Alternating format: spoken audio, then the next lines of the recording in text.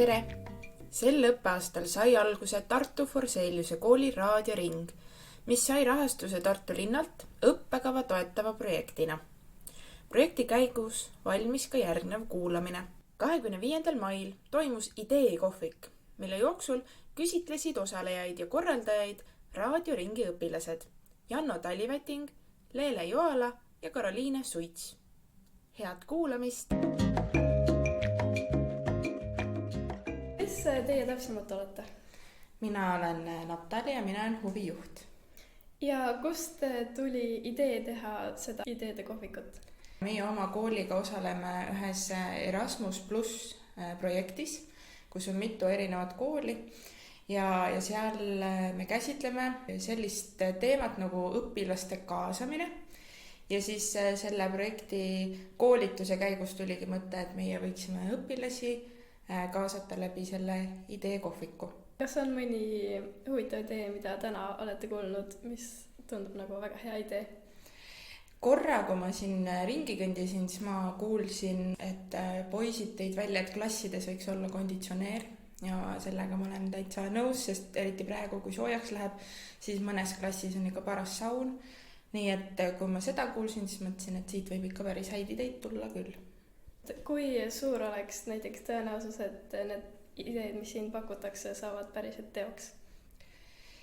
Kõik ideed kindlasti teoks ei saa, sellepärast, et tõenäoliselt selle jaoks läheks väga palju raha, aga pikema aja jooksul pooled ideed võiksid küll teoks saada.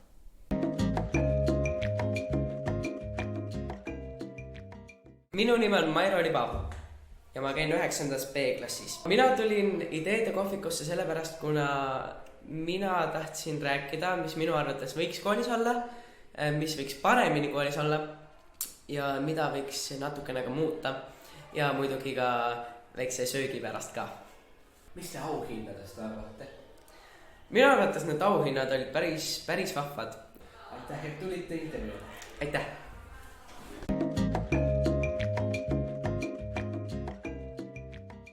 Minu nimi Liis. Mis oli teie lemmikidee, mis te sellest ideede kohvikust saite?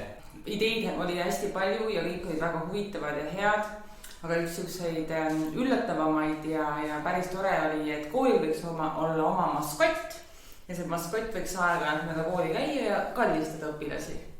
Mis te ideekohvikus pakutud toidust arvate? No super tore, oli nii soolast kui magusat kui ka puuviljalist ja ma sain ka kohvi. Super!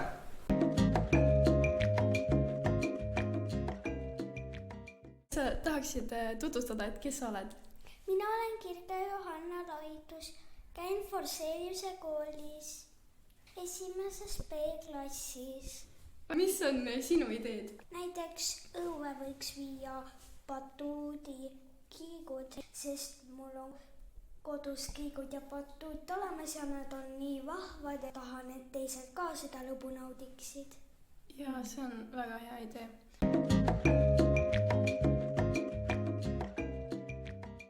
Ma olen Elisabeth, ma olen 5. klass. Mis olid sinu ideed? Et võiks nagu õue rohkem asju ja rohkem nagu tegevusi sees ka. Mis oli siis kõige huvitav idee, mida sa üldse üritusel kuulsid? Koolipunktid, et kui sa nagu teed midagi head koolile või kellegile koolist, siis sa saad koolipunktis, sa võid võita auhindu või midagi.